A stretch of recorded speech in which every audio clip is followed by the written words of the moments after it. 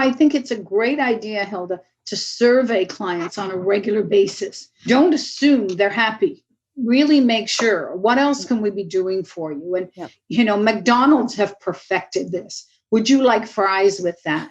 Whenever we built a room, a meeting room or a boardroom for someone, you can always say to them, well, you've invested all this in your new boardroom. Let's make sure it's always running at optimum for you. We will come in to do maintenance for you. Yeah, so the beauty of that was we were staying in touch with the customer. We were the incumbent. So whenever they needed to upgrade the room, they're not going to call anybody else because we're there. From Six Story, I'm your producer, Diana Hong, and you're listening to Rev Up Your Potential with Hilda Gann, the show where we talk with entrepreneurs in Toronto about the stories behind their success and the lessons they've learned along the way. And now your host, Hilda Gann. Hilda Gann, Rev Up Your Potential. And my guest today is Margaret Hachey from GroYourBiz. We're in for a real treat. This is a woman pioneer who years ago started supporting women. Today, we've got all kinds of networking and coaching and supporting. Marg is a pioneer in the field of supporting women. She's been doing it all her life. Welcome, Marg. So happy to have you. Oh, thank you, Hilda. It's my pleasure to be here. I know you and I go back many years, so it's wonderful to see you. Yes, we met at a first presentation for the Richmond Hill board way back when, and we've had our journey through GroYourBiz over the years. For those who don't know Marg, and for those who do, I'm sure you'll be delighted to hear her story. Share a little bit of your background, what you do, and then we'll get into more details of it. Well, I had a technology company for 32 years, and after we sold it, I was going to retire and spend time with my grandchildren. I have 4, but we soon discovered they don't have time for me. So when I said I was going to retire, all of my friends through business and through my own advisory board said, Marg, you can't retire. You've always supported other women and helped other women grow their businesses. We see you doing that. So long story short, Hilda, I had known Barbara Mowat for over 20 years at that point. And I started doing something. And then one of the girls said, Barbara's doing something like that. So we connected. And here we are. And hard to believe. It's like 8 years later. And GroYourBiz has really grown dramatically. We are now global, have 30 boards around the world, and they're all about helping women take their businesses to the next level. So that's where I spend most of my time now, but I do still work with some private clients as well. Good. We talk about you as a pioneer of women building businesses. Let's take you back, way back to when you were a kid. Did you have that entrepreneurial spirit? Was it in the family? We did. And it was always something very interesting. I only had one sister. She was younger than me. And when I was 10, we had a tank full of tropical fish. You've probably heard of the little fish guppies. The one thing guppies do is breed like crazy. And we thought, what are we going to do with all these fish? We were giving them to our friends. And then all of a sudden, the next thing we were selling them to Woolworths. Now, Woolworths, for those of you who don't know, was a huge department store that's no longer around, but they were the department store in those days. And we actually sold guppies to Woolworths for a nickel each. Now, Woolworths turned around and sold them for 19 cents because we hadn't understood how to really eliminate the middleman at that point. But we learned. And ironically, even though my sister was younger, she always wanted to manage the money. And it seemed like that trait stayed with her because she went into banking after graduating from university and stayed in banking for 32 years. So it's interesting how early on these traits develop. When I think about it now, because I've heard this story before, but I'm thinking of a 10-year-old, or I don't know how old you were by that point, 10-year-old going to the Woolworths store and saying, I got a deal for you. Can you share that? Like, did they look at you funny, or was this a norm kind of idea back then? Yeah, no, we were in the head of tropical fish department in Woolworths, and there was a manager of that area. And I remember looking at all the fish because I think originally we bought the original guppies there. And I said to him, "Where do you get your guppies? Because we have a lot of them." He said, "Oh, well, if you have a lot, bring some in." And it was just that simple, you know. So I think that was a good lesson for me. You know, getting out and meeting people is critical. Yeah. Yeah. And yeah, you had that comfort level at that age to do that. That's amazing. Yeah. Yeah. Amazing. Well, my parents raised my sister and I in an environment that taught us we could do whatever we wanted to do and they would support us. And I think that gives you the confidence, if you will, to communicate with people, even adults, and learn that way, continually learn. You know, it's so important. Those people who learn early that they can try and be bolstered to continue trying, and that confidence that's really important. So thanks for sharing that story, because no problem. So many parents really try to steer their children in a certain way. My REVUP concept talks about, you know, uniqueness and supporting children even at the early age to build that confidence and build their potential. That's right. And they encouraged us, you know, to do things as well. So I think that was part of it as well, Hilda. Let's go forward a bit and, you know, talk about your foray into entrepreneurship as an adult. Okay. Or were there other things along the way? I mean, you know, you'll find when you talk to most entrepreneurs, they've had either some form of corporate life. And I did too. You know, for 8 years, I worked for a large multinational corporation. You know, I had 2 small children at home at that time. And I was working 60 to 90 hours a week. And I got to a point I was really feeling unappreciated. We'd had a new manager. I just wasn't feeling the love anymore in the corporate environment. And, you know, I'm working 60 to 90 hours a week, like I'm giving it all I've got. And it was feeling unrewarding. So then I decided if I'm going to work this hard, it's going to be for Marg. And I took some time to think about what I wanted to do, because let's be honest, even today, we have so many opportunities as entrepreneurs. We really do.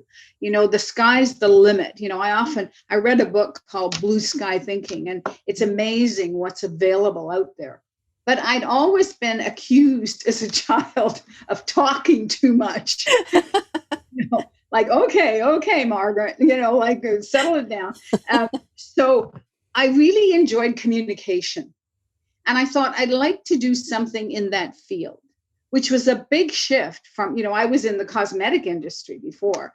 And so I did some research and decided to buy a 3M dealership. They sold overhead projectors and transparency films, because that was the communication tool for about 30 years in business and education. But it cost $40,000 to buy a dealership at that time, 1980. The only asset we had was our family home. And so I needed to put another mortgage on the house. In those days, even though I owned, you know, half of the house, could not get that mortgage without my husband signing. So we actually had to go visit with the lawyers. And when we got there, they asked him if he was coerced in any way. I couldn't. And he said, yes, he was. And he enjoyed every minute of it. And I thought, when I get him in the car, I am going to choke him. But anyway, I got the mortgage, Hilda. And that was how I was able to start my business in 1980. What were some of those other skills that made you decide to start this particular business? I mean, you talked about your love of talking, so you knew you could sell. What other skill sets did you bring with you before you started that first business of your own? Well, I had learned a lot in my corporate life, to be perfectly honest. I had learned how to recruit people. I had learned how to train them and how to manage a team. And that's critical for entrepreneurs, as you know, moving forward. But I did learn to sell, and I knew I could sell. And I think that gave me a little confidence, because let's be honest, nothing happens in any organization until someone sells something. So, very important to build those relationships with customers. And I knew I could do that, because I'd had some experience in the corporate world. So and this I gave think you the confidence of absolutely, starting yeah. your business and then building it. Exactly. To be honest, you learn a lot along the way. And that's why it's critical for all entrepreneurs to learn. I mean, I know my first 12 years in business, I worked hard, I worked a lot of hours, and I grew it from zero to $2.5 million in revenue. But I knew the market was much bigger. And I actually, at that point, built my own advisory board. From there, in the next 8 years, I took it from 2.5 to 52 million in revenue. And people often say, well, Marg, how on earth did you do that? And I said, well, I had support and I had different ideas. It's amazing how different ideas in different industries, you don't even think about trying them in your own industry until you're exposed to them. And that quite frankly, Hilda, is why I do what I do today at Grow Your Biz, because it had such a monumental impact on my business. I want that for other women. Yeah, I remember when I was chairing one of the boards and invited somebody to come. She was in the spa industry. On her visit, she said, well, why would I want to join this? None of you are in my field. And I'm going, well, you don't want competition in an intimate setting because you don't want to share your trade secrets. And you never know what somebody's doing in another industry. You say, we can do that. We could use that idea, right? Exactly. And I think what you're alluding to is the fact that you had this women's advisory board and they helped you. Was it they were your board, or were the three of you or four of you or however many boards for each other, supporting each other's growth? Yeah, we were. And I did eventually, as the company grew bigger, get a board of directors as well. And I can talk a little about that after, if you like, just to share how I did that and what impact it had on my business as we grew. Because, businesses evolve and change. And that's why it's so important to listen to your customers. Because quite frankly, that's how I grew the business. Any business needs to fill a need, Hilda. Yeah. And when the customer expresses to you they have a need, you have to react to it. I remember we were selling overhead projectors. You remember those, Hilda, right? And yes, I still have some acetates that somebody wanted to buy off me a couple of years ago. It's really strange because he still uses them in his presentations. Right. So, and those acetates are transparency films. And we used to sell a lot to, you'll remember this company, Nortel, big Canadian corporation. And I used to spend quite a bit of time there because they were one of my best customers. And I remember once going in and one of the engineers said to me, Marg, our admin staff is tied up all the time making transparencies for our meetings. Can you do that for us? And I remember thinking, sure, I could do that. And then after I got back out in my car, I'm thinking, oh my God, how am I going to do that? And, at the time I was involved with the audiovisual program at Humber College. So I drove, Nortel was in Brampton. So I drove to Humber College to speak to the gentleman, the contact I had there. And I said, Bill, I need a graphic artist now. And so they had a program at Humber where they used co-op students. And so I hired a co-op student, and that was the beginning of my service bureau. I ended up having 6 women constantly making transparencies using layouts and graph paper for our clients. So, and it was based on a customer request. So, that's what happens if you listen to your customers carefully and what their requirements are. We're talking about your success, and I'm sure people say, yeah, okay, fine. I dream about that, but whatever, it's not going to happen to me. Can we take you back to those early days? Because I'm thinking some of the people are listening and they think, well, how do I get started? What were some of those difficult things during those early years for you? What would you say are maybe the top 2 or 3 challenges that you had, and then how you overcame them? Okay. Well, when I started, I knew I needed warehouse space and I needed some office space. And actually through a contact, I found a small warehouse space that I would share with another company near the airport. And even though I lived in the east end of Toronto, I thought, the airport is ideal because most of the products were coming in by air. And I thought even for transporting out, everything was close at the airport. So I rented space from this gentleman in his warehouse. And he had an admin person in the front of the warehouse that worked half a day. And as I started making calls and being out of the office, I thought, I need someone to answer the phone when I'm not here. So I said to this person, would you like to work another half a day for me? Because she'd mentioned in chatting that she was looking for more work. So again, being an entrepreneur, you have to be a problem solver. Here was my problem. I didn't just want an answering machine answering the phone. I wanted a live body at that time. So here was my solution. So that's critical for any entrepreneur, to be a problem solver, to be innovative, and not just a problem solver for yourself, but for your customers as well. So I like think that's a key. The analysis piece, because you could say, hey, I want it close to home, right? But when you think about that, the warehouse and being near the airport is so critical, so important, right? It's always good when we're thinking through decisions that we kind of step back and take a look at the whole picture. Right. Because I'm a human resources specialist and I help people build their businesses and scale it, the question I want to ask of you is your experience of those early days. When did you decide to hire that first person? Because that's a question people always ask me. Yes. And I'd love to hear your take on that. Well, after we started growing and I really needed a full-time person, and I actually moved to a larger office space, but I did stay near the airport. I actually rented a unit near the brewery that's out there. So it was very interesting, the aroma when they were brewing the beer on those days. But they were great neighbors. They used to invite us over all the time.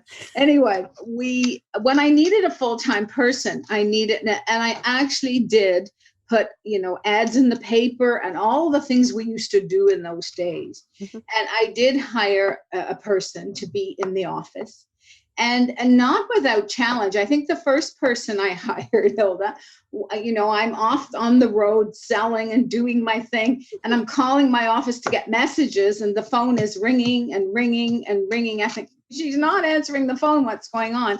And I never saw that person again. And I thought, oh my goodness, I've obviously not made a good hire here. So I was much more careful with my next hire.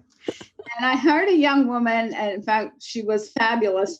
And she stayed with me until, even through getting married. And then when she had her first child, that's when she went on mat leave and then didn't come back.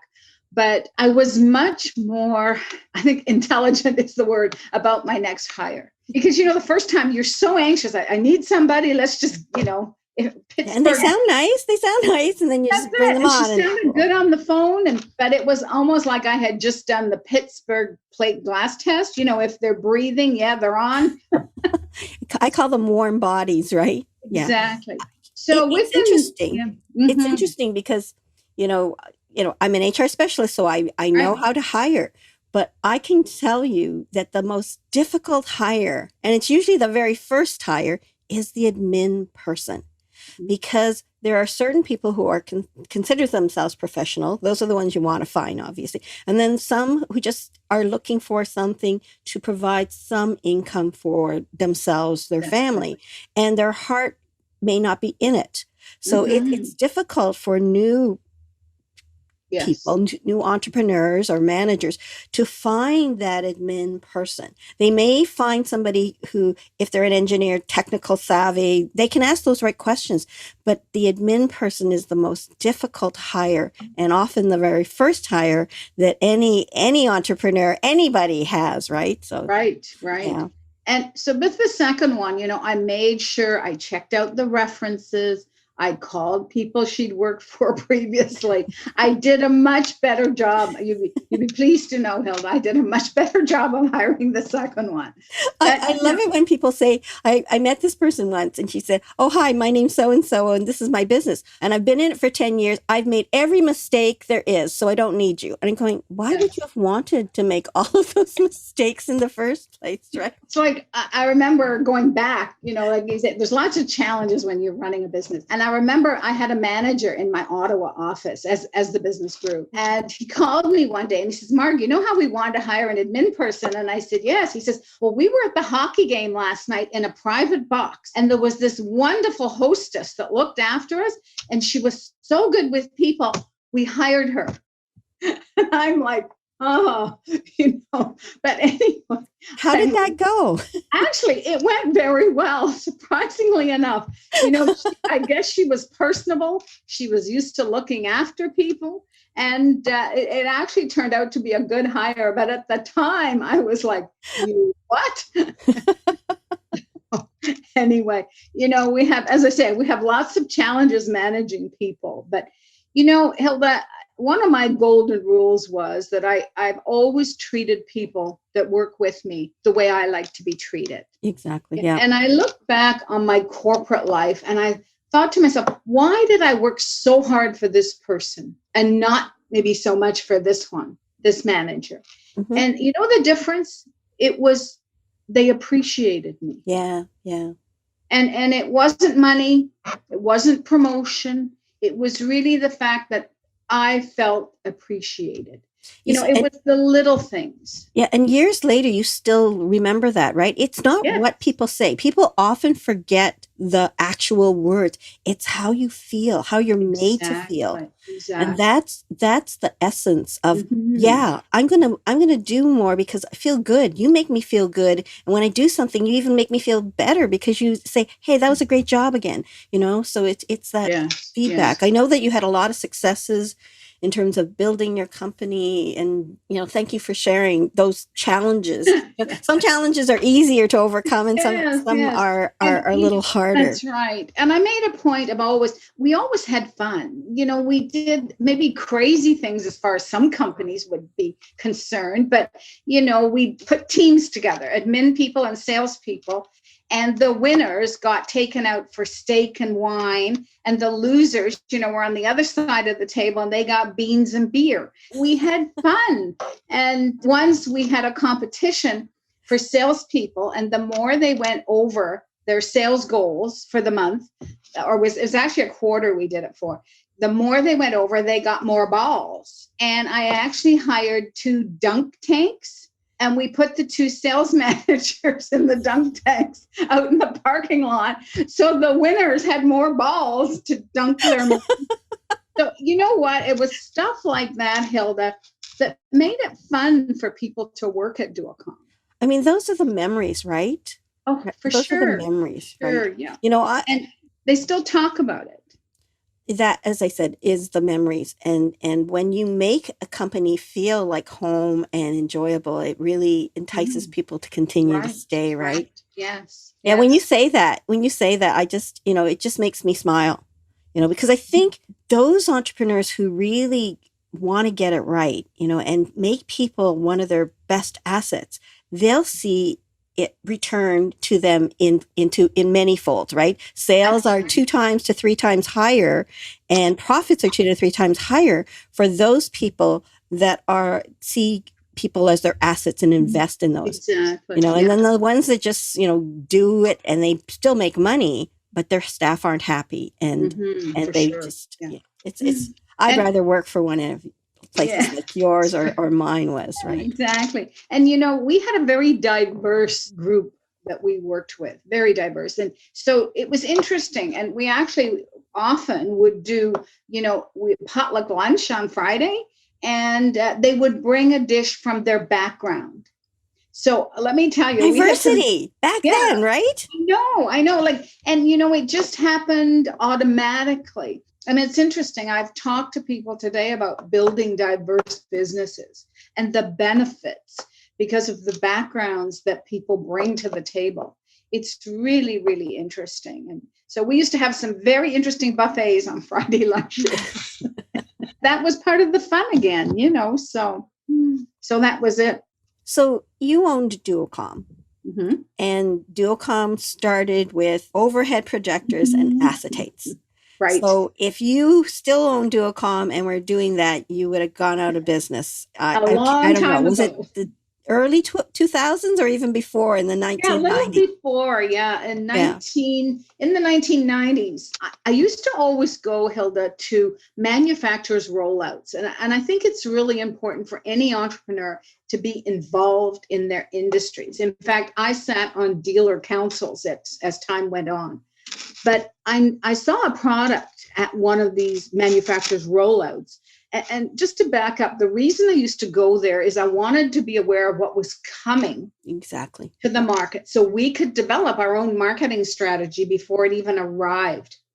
So I saw a product that was called an electronic projector, and it was a panel that sat on top of the overhead initially.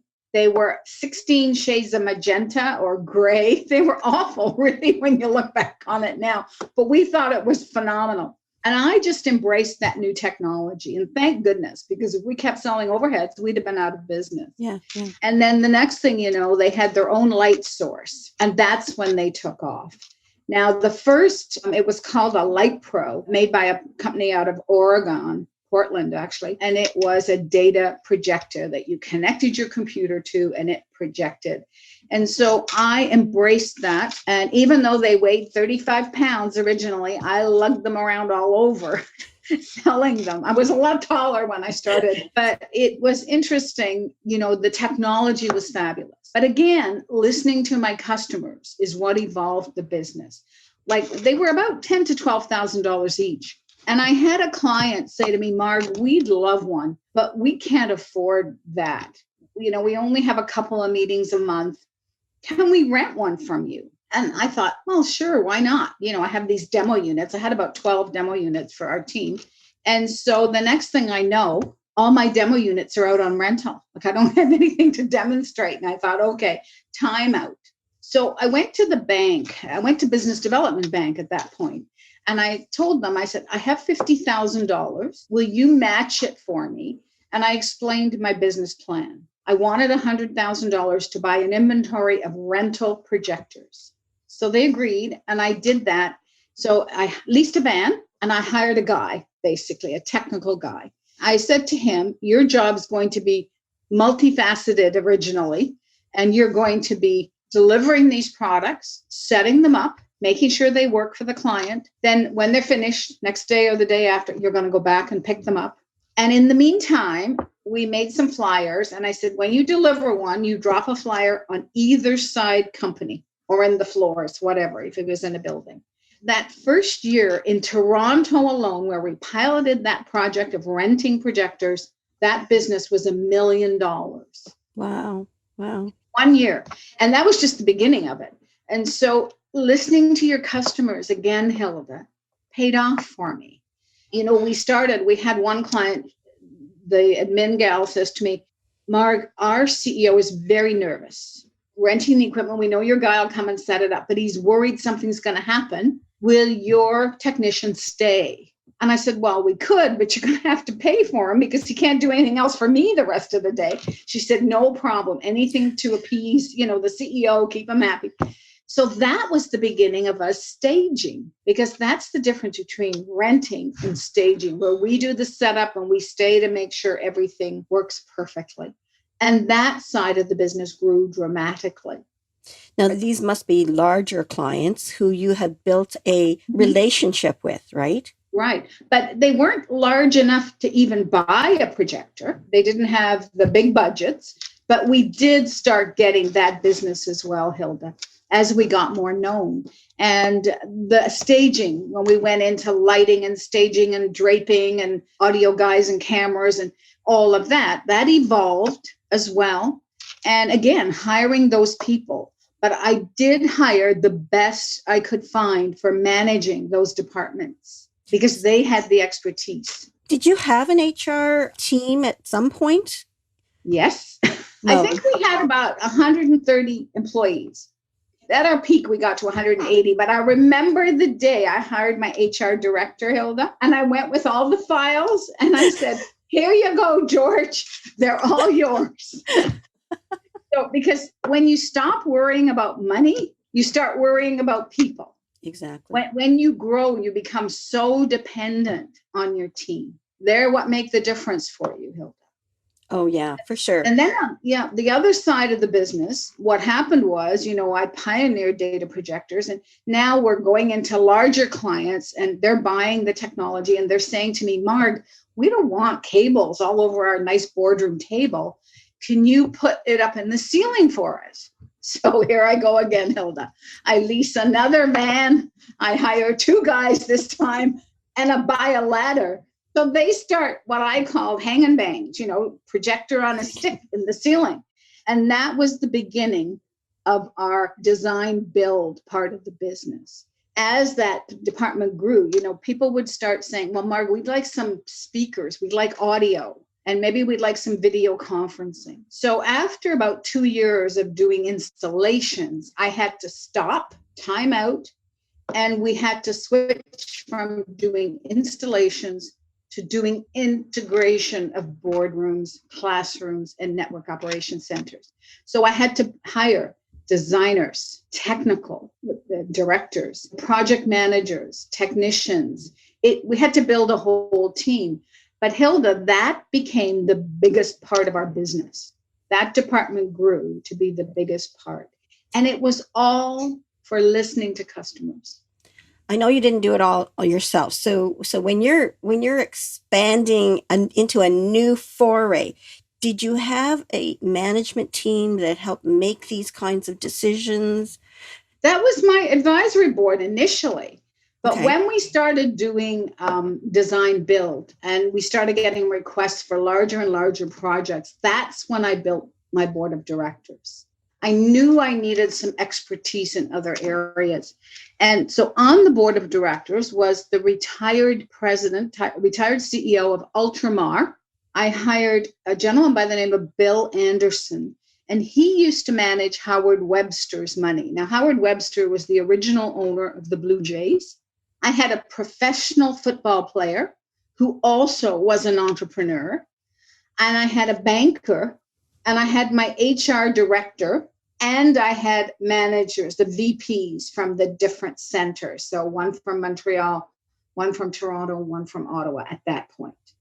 And that was my board of directors. And it was interesting because, we've been selling product, Hilda. So, ship the product, invoice, 30-day terms, pretty straightforward. But now we're starting to work on $1 million projects. If you've got to buy $600,000 worth of gear, pay your team while it's 3 months to install it, cash flow is just brutal. So they taught me, because I didn't know enough, to start doing incremental billing. And that was a huge impact for our business. I mean, when you start to think at one point, I know in Toronto alone, I had $7 million projects on the go at the same time. That takes a ton of cash flow. So very important to have a bank that supports you and have good people on staff. It's critical. It really is.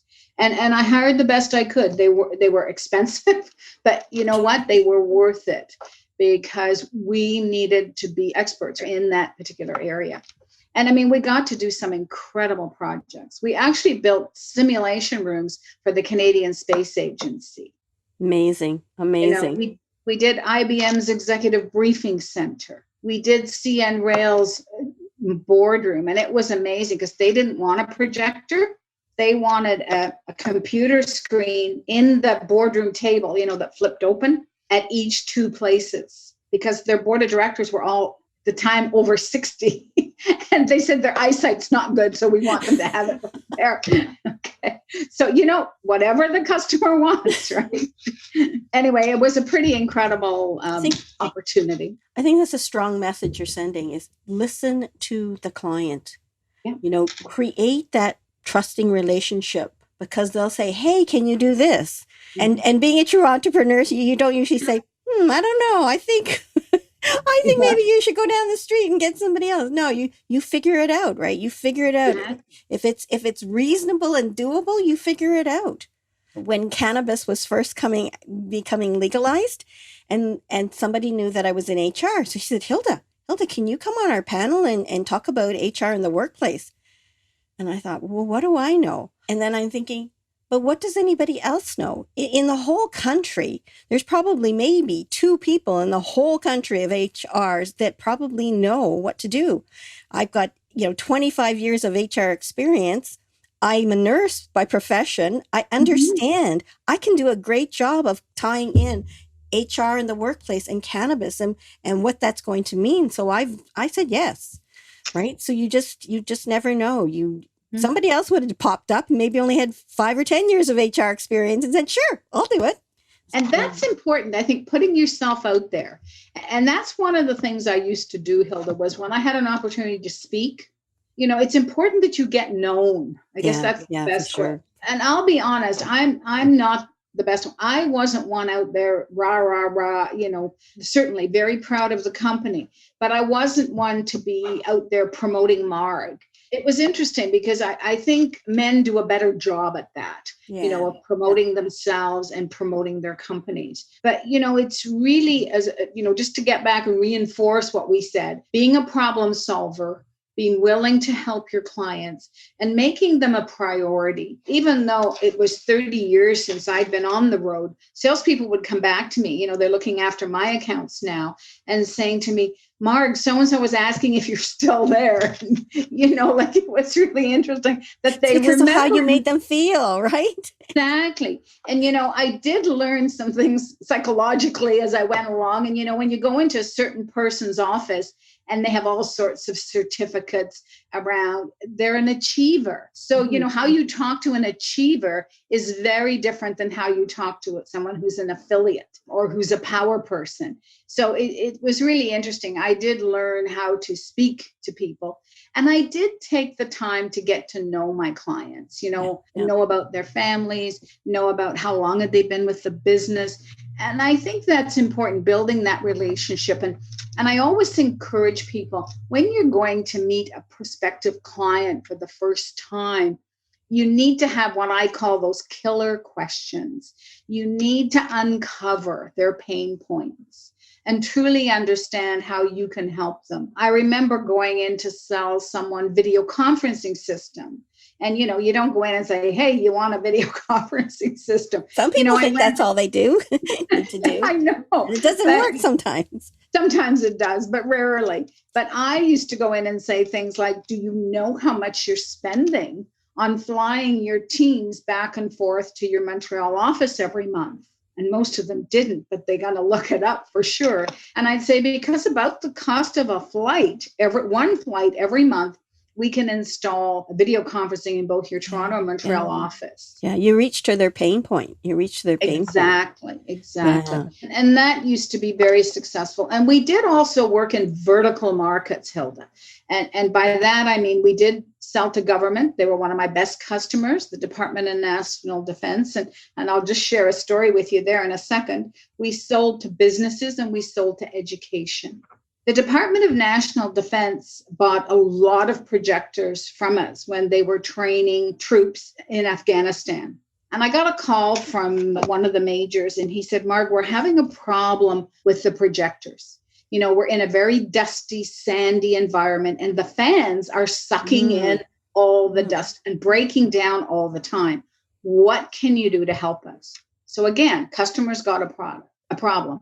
I go to my engineers and I said, okay, guys, here's the problem. So they came back to me with an incredible solution, Hilda. We had all these road cases, the great big cases that you move equipment in when you're doing rentals. And they put in a 50-inch flat screen on hydraulics that went down. You take the lid off, push the button, whoop, it comes. And in there, they put a touch-sensitive screen on the front of it. So as long as they had a generator, they could plug in and present anywhere with their finger as the mouse.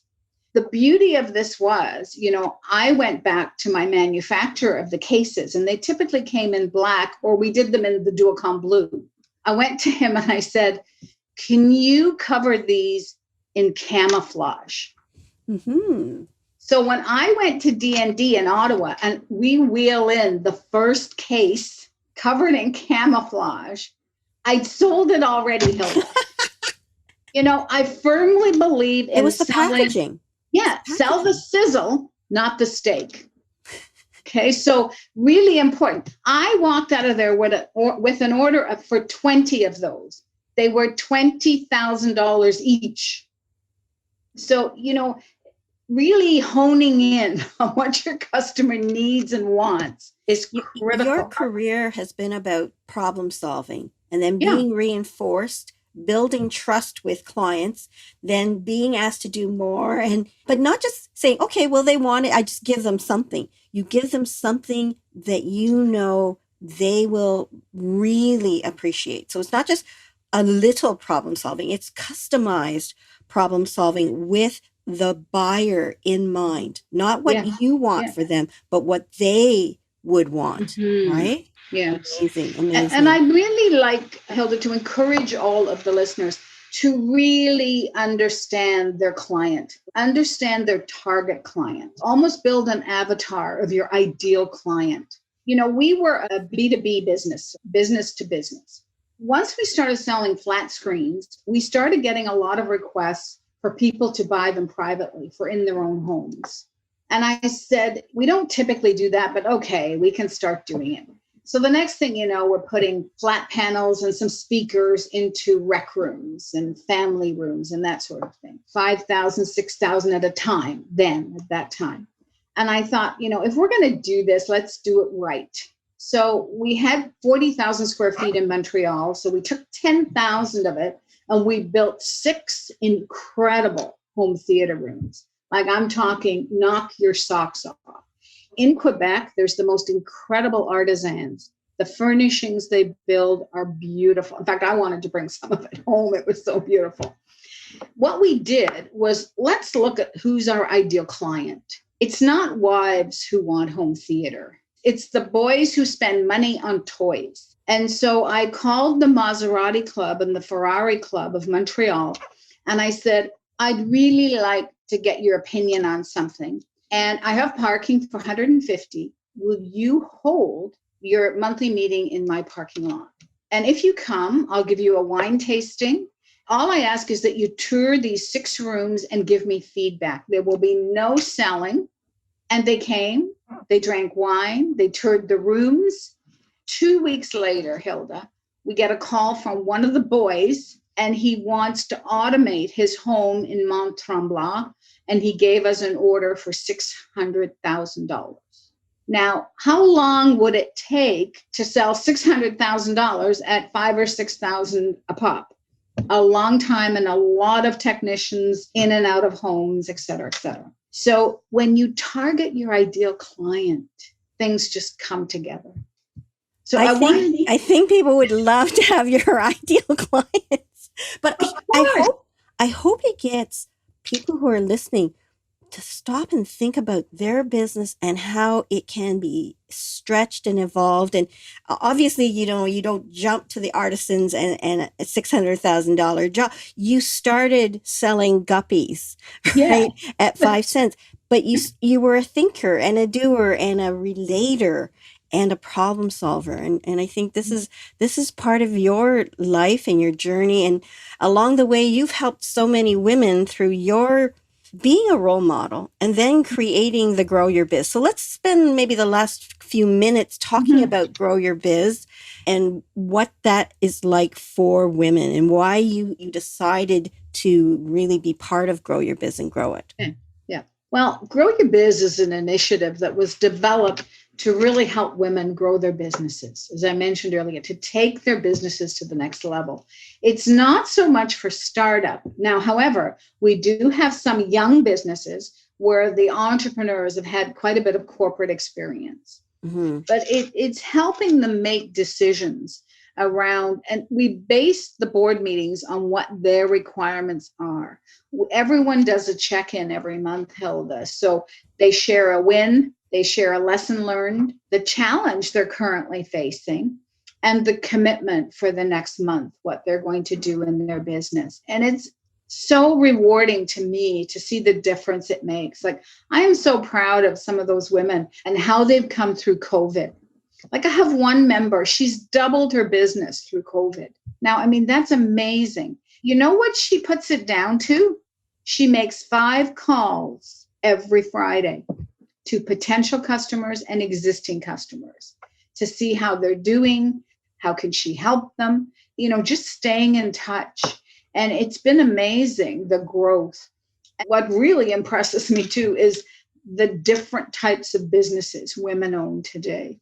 We've just finished doing a global summit. One of our boards is for the women in the UN who actually are working on the Sustainable Development Goals for 2030. And it's interesting, like one young woman has a business that she's using Google and satellites to actually monitor flood possibilities in the globe. And she keeps countries up to date in what could be happening in their future, because flooding's become a big issue. I mean, even here in Lake Ontario, in the last few springs, we've had serious flooding problems. One young woman, and this is just amazing, she's from Botswana.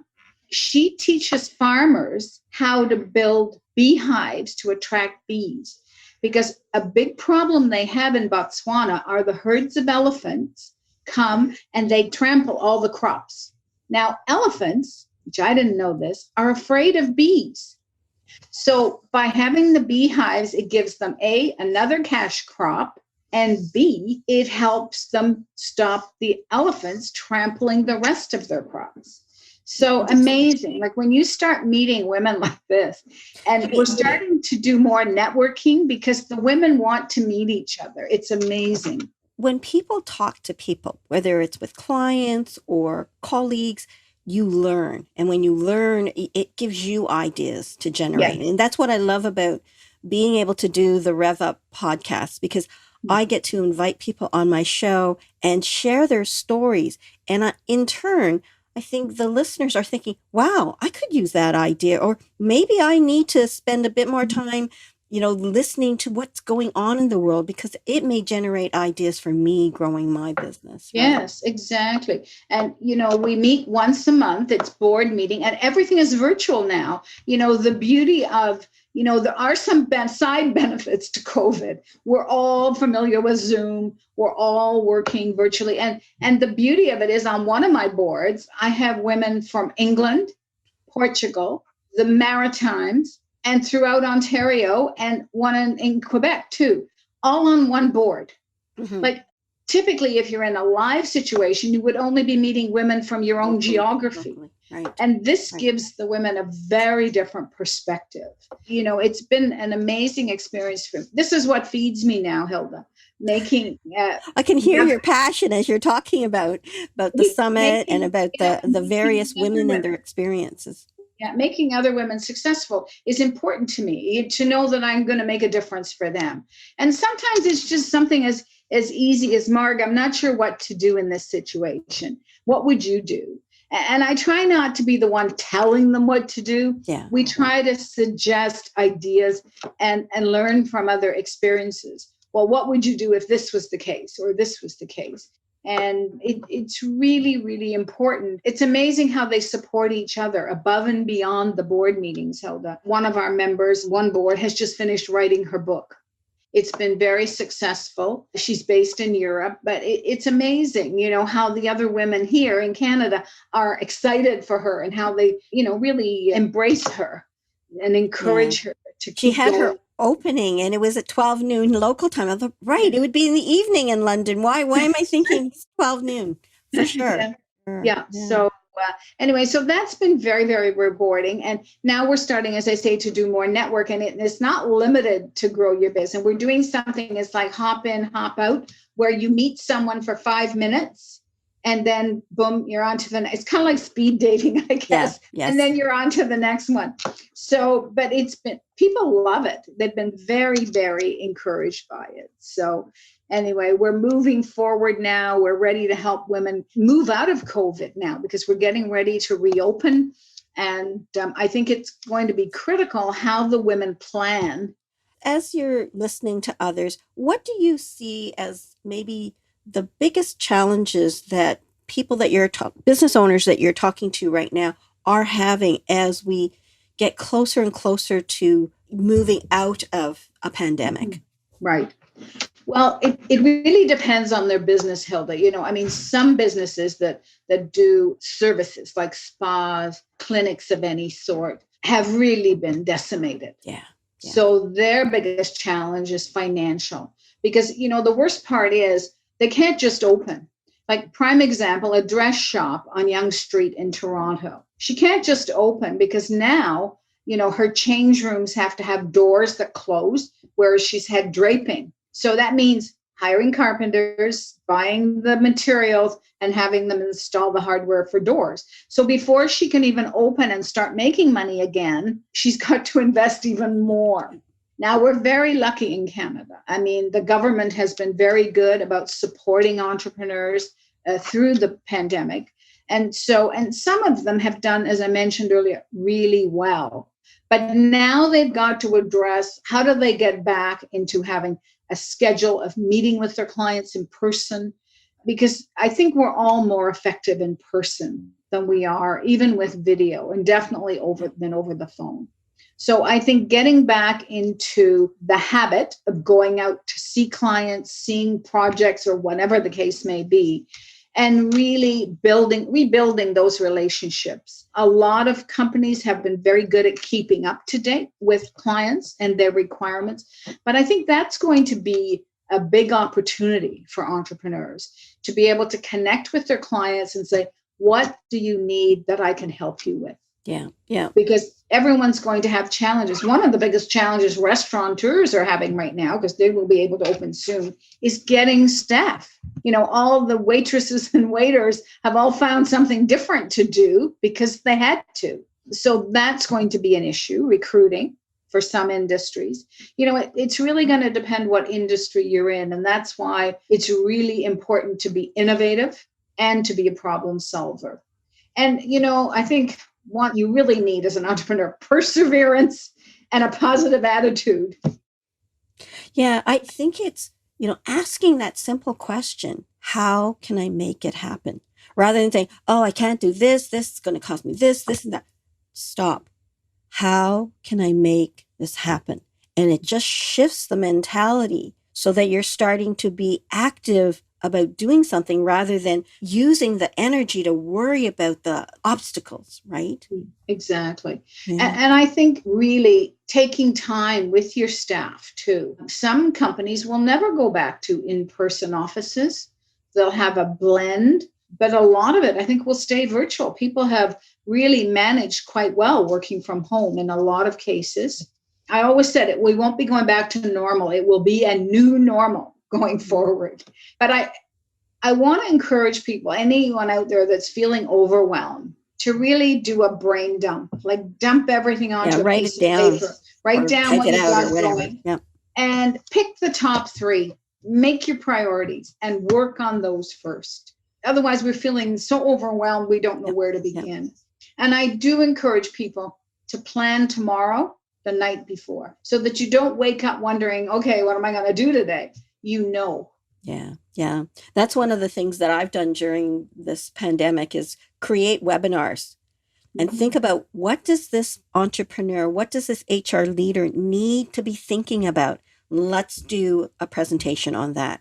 And so all along the way, 30 plus webinars later, I'm thinking about what to do next. And the one that we're doing in mid-June will be about the hybrid environment. The fact that people are saying, 50% say, sure, I want to come back to work, but I really do want to stay at home. So whether it's 2 days a week or 3 days a week. So now what does that new space or the existing space need to look like to foster a work culture that's a hybrid situation? So I've got a presentation that's got looking at IT, the space environment, and the HR kinds of concerns people have. Again, always forward thinking. Like you said, you got to be forward thinking. If you're going to build a business, you got to be forward thinking about what's next. What should I be doing to grow my business, to connect with my clients, to ask them, what Yes. they want, right? Exactly. And I think it's a great idea, Hilda, to survey clients on a regular basis. Don't assume they're happy. Really make sure, what else can we be doing for you? And, Yep.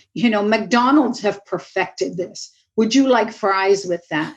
Whenever we built a room, a meeting room or a boardroom for someone, we'd always say to them, well, you've invested all this in your new boardroom. Let's make sure it's always running at optimum for you. We will come in either twice a year, 3 times a year, 4 times a year to do maintenance for you. Yeah. So the beauty of that was we were staying in touch with the customer. We were the incumbent. So whenever they needed to upgrade the room, they're not going to call anybody else because we're there. So, really important to stay connected to your customers. For sure, for sure. Mm-hmm. Your journey has been amazing. And we're not talking a little entrepreneur. We're talking an entrepreneur that grew, to multi-million. We didn't even get into the story about how you sold your business. Then they made it bankrupt in 3 years, and then you bought it back, and it did even more wonders with it. Mark, thank you for coming on today, sharing your journey as an entrepreneur, as a woman who has tried to help other women entrepreneurs build their successes, and to continue to do that because that's a passion. Clearly you were a people person. Clearly you love to talk, and thank God that you've taken advantage of that. How can people get a hold of you, Mark? Okay. Well, they can reach me through the Grow Your Biz website, and that's grow without a W, GROYOURBIZ.com. Or they can reach me at mhachey@growyourbizz.com. Thank you very, very much for coming Hilda, on and sharing. My pleasure, Hilda. Thank you for inviting me, and always wonderful to spend time with you. And likewise, I'd like to thank you then, Mark. I'd like to thank my producers who do a wonderful job of taking my interviews with my guests and making them into something that you will enjoy listening to. Thank you very much to my team at People Bright for helping this show get produced as well. And I'd like to thank you as the listener, because your time is valuable. But I'm hoping that by listening to people like Mark, you really do learn how you can use the information you've heard to build your business, to rev up the potential of your company better. So thank you for joining us. If you like it, subscribe and listen to some of the other wonderful, fascinating people who've been on the Rev Up Your Potential show. Thanks a lot, everybody. And thanks again, Mark, for being my guest today. My pleasure. Thanks so much for joining us in this episode. If you're new to Rev Up Your Potential, please visit our website at www.revupyourpotential.ca. There you will find more podcast episodes, videos, and a growing collection of resources to help you rev up your potential. Thanks again for listening, and we'll see you next time.